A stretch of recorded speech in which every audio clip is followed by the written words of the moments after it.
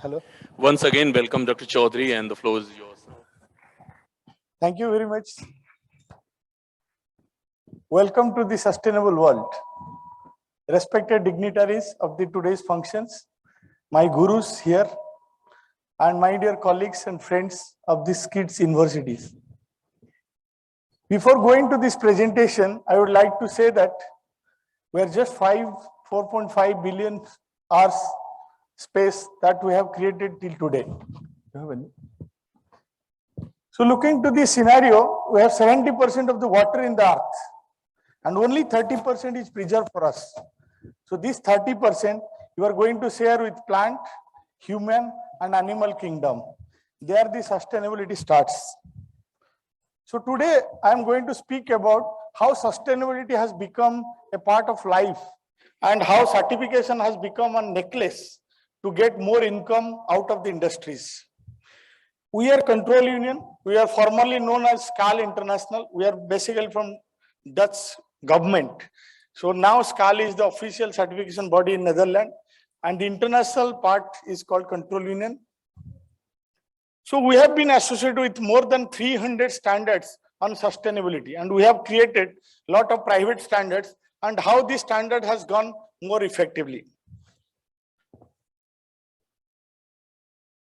So we are present in almost 70 countries, and we are 100 years old company, and we are just conferred as Royal Control Union in Netherlands. So I told that this world is moving with time and space, and we need to talk about what is happening, whether it is a war zone or whether it is a climatic impact that is happening from the world. So this is a thought of the day. When you talk that how the textile sector transforms in India, how the food sector, how the real estate sector has transformed to India, this has created havoc. The real estate that has taken the space of the animal and plant kingdom, that has become more concern. As Mr. Sekhar talked about regenerative agriculture. So we have thinking that how we can sustain in this earth. Cotton is one of the deadliest crop which has consumed more than 35 types of pesticides and with 14 to 16 sprays that has created havoc. So coming to that, how the certification has taken a big place in this earth. What is the global demand and how certification has been formulated to a legal entity. Anything that is sold in US, Europe or any Western countries, there is a legal identity called organic. So any organic that could be fraudulent can be challenged in the court of law. Similarly, recycle can be challenged in the court of law. So there are two sustainability that has come and ruled to the earth will be organic and recycle in the future. And in between organic and conventional, you will see the sustainable certifications that will make a huge impact in the future industries.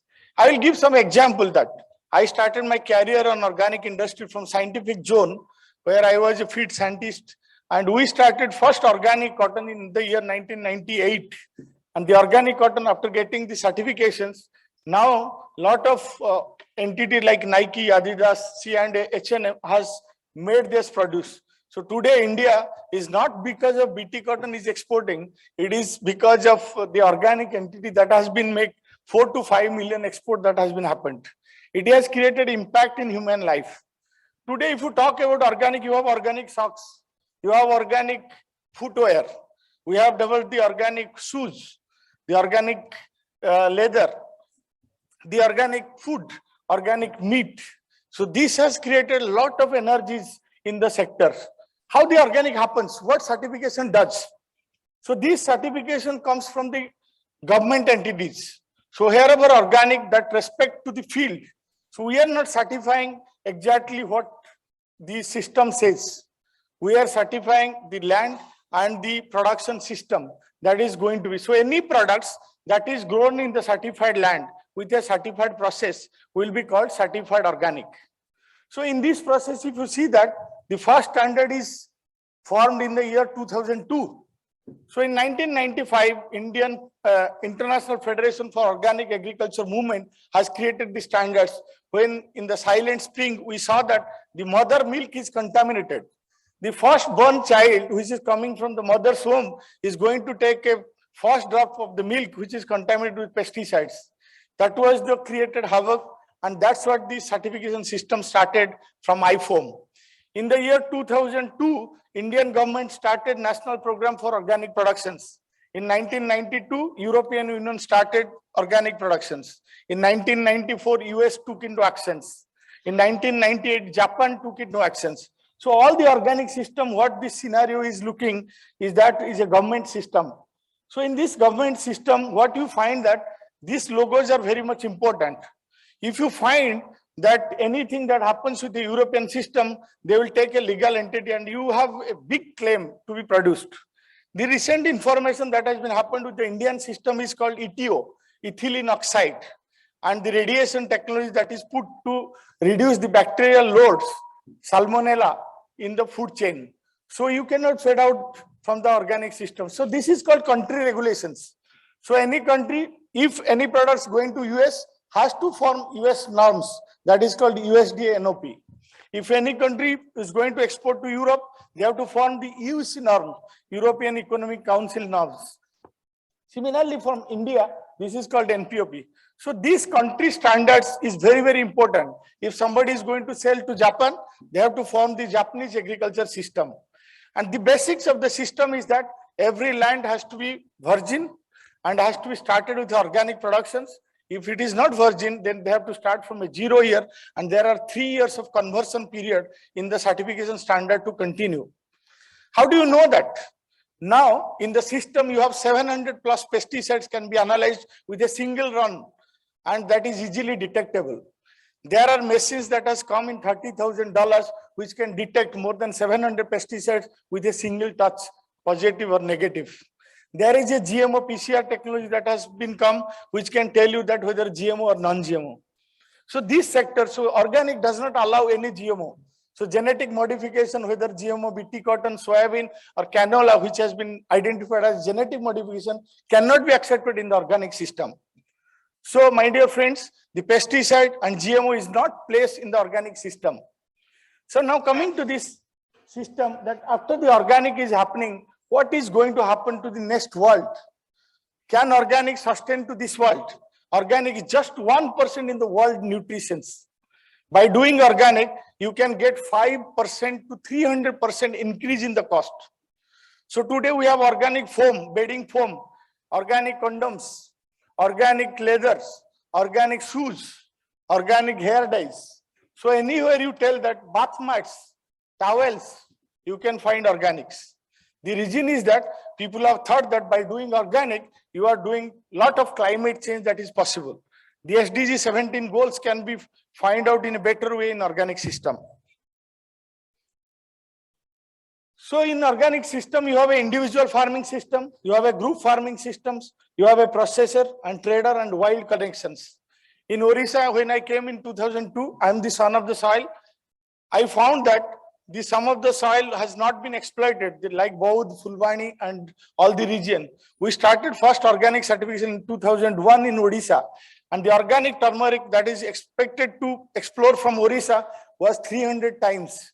That took the revenue. There was a farming called Kosam farming in Fulbani that has made a havoc to increase the business scenario in Orissa. So by doing organic, your value addition is very much important. Today, thyme oil, chive oil, oregano, what you are eating on pizza, all becomes from organic. Your sauce, that Kisan sauce and all this that's coming from some system is called organic because the fruits is organic. So organic plus value addition for fair trade system where the farmer is getting more money is catching more money in the market. So US and Europe and other Western countries is catching the market of organic and fair trade systems, and you are getting a premium. So by doing a certification, by following the organic practices, the income of the farmers is getting up. So in India, you have got two systems. One is PGS. In PGS system, farmers certify other farmers. It is very cheap system, and one can do that. It is under the NCF, National Center of Organic Farming, and this system is very easy. You need not to spend more money.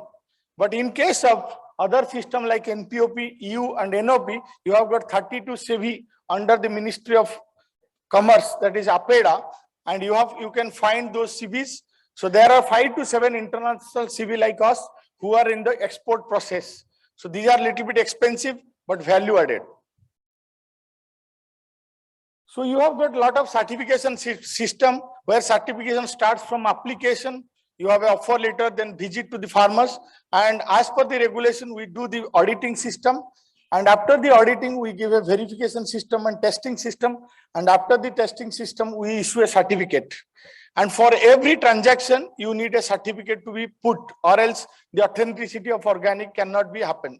Traceability is one of the important system in certification system, from the farm to fashion, farm to fiber, farm to food. So traceability is more important in case of certifications. So while doing, we do a techno certification program, whether you talk about soil biomass, soil organic matter, or soil microorganisms, that is also tested in the regenerative system. So I told you we have got more than 300 programs, including regenerative agricultures, climate smart agricultures, carbon positive agriculture, carbon neutral agriculture. These are the system which will be talking in the future of the world.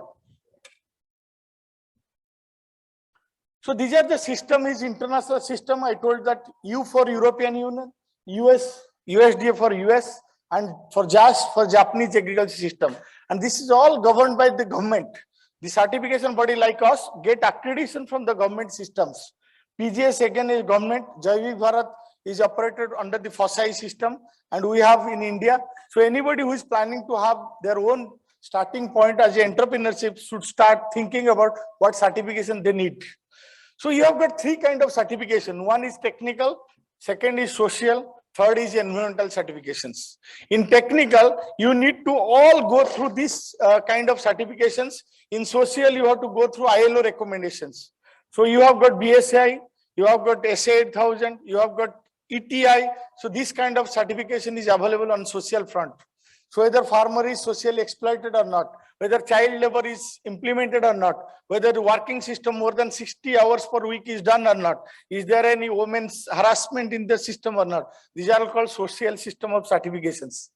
In environmental system, we do certification like waste, water, energy, and carbon footprints. So first we look to the footprints, that how the evaluation of the products from the cradle to cradle, cradle to grave, this has been done. There is a systematic calculations of the carbon, energy, water, and waste footprint.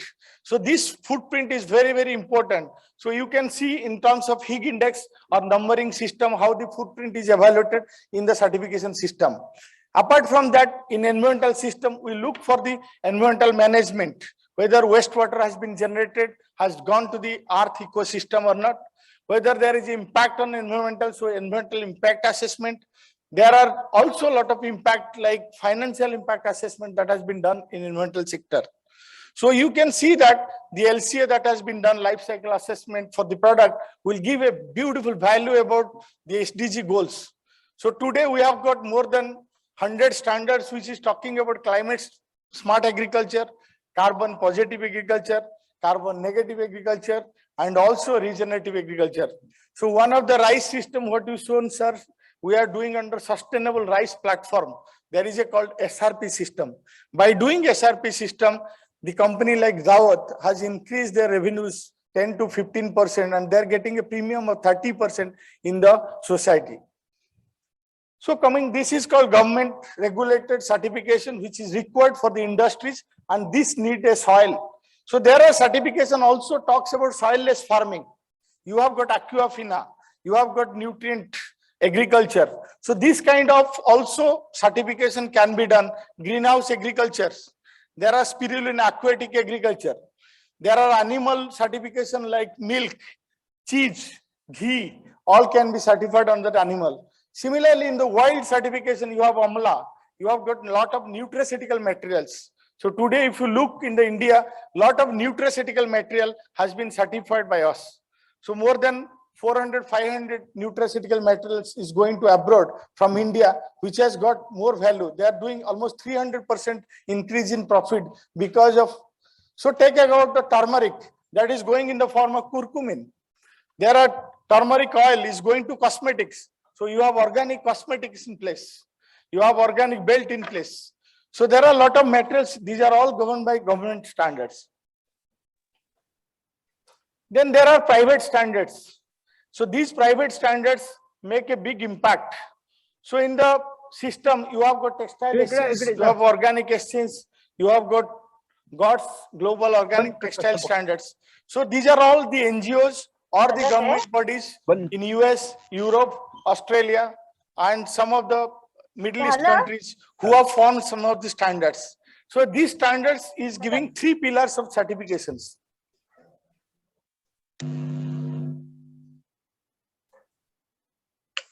So basically for a certification, you have a certification body like us, you have a retailer, and you have a standard owner, and you have a supply chain. So this way the certification regulates in the whole world. So a certification body form a certification system where a standard owner makes a standard published with a governing body. And the retailer, they have a confidence on a certification body and a standard owner, and the supply chain goes from the source to sink. So what we see that in sustainable certification, we want a better planet, better communities, and better business. So for sustainability, if you go to Google, you can see 4 to 5 million definition on sustainability. How you measure the sustainability? So the pillars of sustainability is called about environmental protections, social equity, and economical viability. So with these 3 pillars, we make more than 200 industry-based standards. Like last 5 months, I might have made more than 10 standards, which is ruling in the world. One of the standard I did in 2006 called Global Recycle Standard. This Global Recycle Standard is talking about plastic, which is getting recycled back. In plastic also, you'll see ocean-bound plastic. The plastic which is going to ocean, creating microplastic, and it is coming to the food chain in aquatic sector, and that is getting dangerous. So we have written a standard called ocean-bound plastic. So you have wool. Wool is from animal, and this wool is getting recycled back. By recycling the technology, you are saving the time, you are saving the money, and you are saving the earth. So recycle will be the future for the country. And if you do a recycling today, the price of plastic from 2 rupees in 2002, it has gone to 65 rupees in this country. And from plastic, we are getting beautiful jackets, beautiful recycled materials like T-shirts, like Nike, Adidas, which are doing 100% plastic. And you are also getting the ocean-bound plastic shoes by Nike. And this was all started by us. So you have got plastic, you have got wool, you have got fiber. So you throw your garments, and once the garment is thrown, we torn into places, shredded. And these fibers can be again regenerated or refurbished. And you can get a new again item. So that put pressure, less pressure on the earth. So similarly, we have nylon, who is thrown by the fisherman. There are fishing nets. So nylons is getting recycled, again coming back. Like this recycle technology is getting more popular. So in this recycle of water, recycle of plastics, recycle of papers. So this is going to make, and we are making environmental impact, and the SDG goals is getting calculated, and you will get money in terms of carbon credit, you will get money in terms of water credit, you will get money in terms of waste credit. So these are the footprint challenge that is coming ahead. So for anything what you do, if you measure on the impact and you give a value and you give a sustainability measure in terms of certifications with a third-party validity, then you get a good money and your business will be more sustainable and you can look better for the impact on the environment. So these are the sustainable 17 goals that has been put. So all our standards in sustainability is prepared based on the sustainable development goal. Recently, after the London summit or Copenhagen summits, the sustainable goal has been more impact. So organic and recycled materials is calculated in terms of the impact on the 17 SDG goals. So we have a calculation method which talks about the 17 sustainable goal, and we measure the efficiency and we give a value for that. And based on that, the buyers is going to pay you money based on the SDG goals or impact assessment. So we see resource optimization, social inclusion, value addition, and sustainable manufacturing, environmental hazard mitigations. By doing this, you make an impact for any product that you do and you make a good business. I hope my presentation is conformed to people, planet and profit, and we all should be part of this sustainable goal. I thank you for listening this small presentation. I thank you.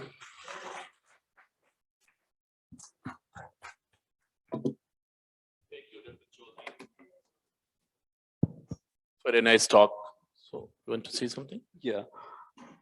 Again, so besides being a co-chair, I'm also a cotton farmer. I have been growing cotton since 1985. My simple question is, way back in 1985, I was using to control bollworms. I used this spray formulation of BT, Bacillus thuringiensis curtis. I suppose it is accepted under organic farming system. Is it so? Yes. Yeah. So So when, microbial formulation is accepted. yeah, it is accepted. But when it is accepted, I really wonder. A lot of my farmer friends, they grow BT cotton using, without using any chemicals because there is no need to spray any kind of insecticide. So my, on behalf of the farmers, I feel, farmers who are growing BT cotton without using any chemicals, because BT is already accepted under your organic system. So why not? BT is not accepted in organic. No, but however, BT spray formulation is accepted. Yes. Yeah, the same gene is put into that. And that is one question that I have in my mind.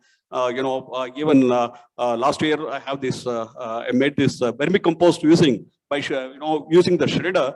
I made into small billets of my BT cotton plant, and I produced a lot of these vermicompost. I'm using it in my rice crop and other crops. So again, it's probably a soil-based bacterium. That is one question. And most of our farmers, second question is it's something different. Most of our farmers are smaller marginal farmers having fragmented lands. So if, for instance, one farmer, he may be having 1 acre surrounded by different farmers, 3 or 4 farmers. If that particular farmer X, he wants to practice organic farming, then what happens? He has to irrigate the field, by passing the water through another farmer's field. So how do you certify in such cases? Sir, as you have rightly said that BT or genetic modification in any crop is not allowed in organic.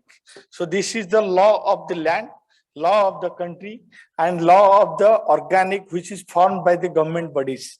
Because that is a philanthropic approach, I don't want to debate BT is why it is not accepted. So for BT, like GM crops, we have got sustainability. So there is a BCI called Better Cotton Initiative, which also accept the BT as a sustainable crop, not as an organic crop. So you can do BCI for those crops which is under genetic modification, and you can sell that products. Second thing, that what we call it as contaminations. So contamination is one of the important steps in certifications. So in contamination, when it pass through one place, so we look to the slope of the land, we look to the various spray, and we look to the various contamination as a risk assessment. So anybody who is spraying to the next field, if there is a drift and there is no border crop, then we do not do. So if there is a good kind of burnt with good border crop, then we accept that as organic. Yes, sir. Sir, your question. Sir, question. Is there any question from audience? Yeah. Please. You are audible enough, sir. Please go ahead. Okay. Follow up from Mr. Ravichandran's intervention. I think it's, I'm a complete believer in some of the principles of organic, but how to achieve those ends that the principles demand is where I have difference of opinion. Reducing pesticides, I think these are all things which I completely accept. The process can be different. Now, organic certification is very important because then you can distinguish between genuine products which have gone through the real process and fakes where a label is used more for marketing purposes can be distinguished from the genuine products. But I am afraid sometimes this certification process itself is sometimes used for marketing, promotion, and also to mislead. I can give you some examples. Now, this is not truly organic. For example, when you market vegetable oils, for example, there will be a big banner which says cholesterol free, certified cholesterol free. It is like selling, I am selling cucumber, which is pork free or meat free. So because cholesterol is not produced in plant systems, you will have fatty acids, which only when animals ingest them in their bodies based on their genetic makeup, it is converted into cholesterol. So like that, I just wanted to point out, you mentioned that 700 pesticides can be analyzed. I was just Googling because there's a pesticide database registry for India. So there may be a impression that, okay, we are using 700 pesticides. 200 and odd pesticides have been registered in the history of India, ever since the pesticide registry came into being. 104 of them are the ones, this pesticide includes not just insecticides, it includes fungicide, herbicides, everything together. 104 of them are manufactured and used in Indian agriculture. So it gives a totally different picture when you say 700 can be analyzed and saying actually that we need to analyze only 104. You have a very So, good question. no, 1 second. So let me just finish this. So these are, I think, how does an organization like yours prevent misuse of the certification products process? I'm sure you must be aware of some of these issues. How does it, what are the steps that you take to prevent misuse, to use it as a marketing gimmick? That is number one. The second question is, I think we heard from the DGICAR that India is one of the major exporter of agricultural products, because you said certification in the context of export to Europe and other things. What proportion of the total, that is, if I remember right, he said about 45 billion US dollars worth of agricultural commodities are exported outside India. What proportion, or in value terms, what value of agricultural products exports of this 45 billion is actually organically certified products? Thank you. Yes, sir. Your first question was that when I told 700 plus pesticides that has been analyzed, it is not pesticide alone. We understand that organochlorine, organophosphorus, synthetic pyrethroids and carbamates, these are the major group of pesticides that is getting analyzed. And you also know, sir, that there are metabolites, there are different compounds that also comes to the chain. So the metabolite, suppose DDT has got 6. Yes. Yes. Yes. So when it comes as a metabolites, then you have got several, like DDT have got several metabolites.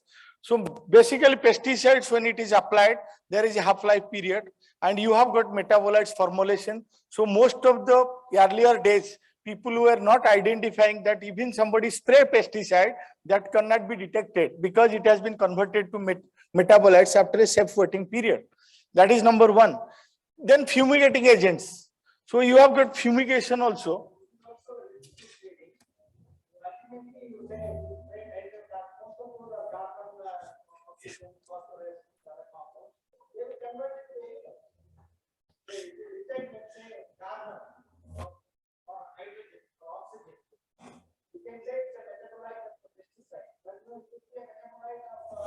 No, sir.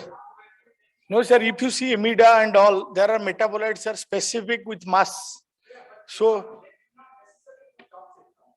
that does not matter actually.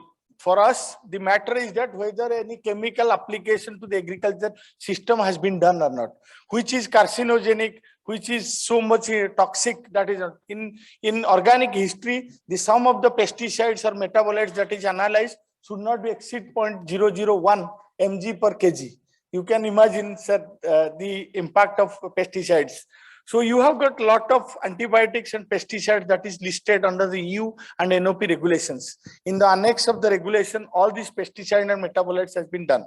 And fumigants has been established. And that's what I'm telling, 700 plus pesticide test is conducted in Europe. Chemical, yeah, yes, chemical residues, I can say that. Sir, I've told that Europe is testing 500 plus to 7. Yes. So actually organic is just less than 1% of the total global exports.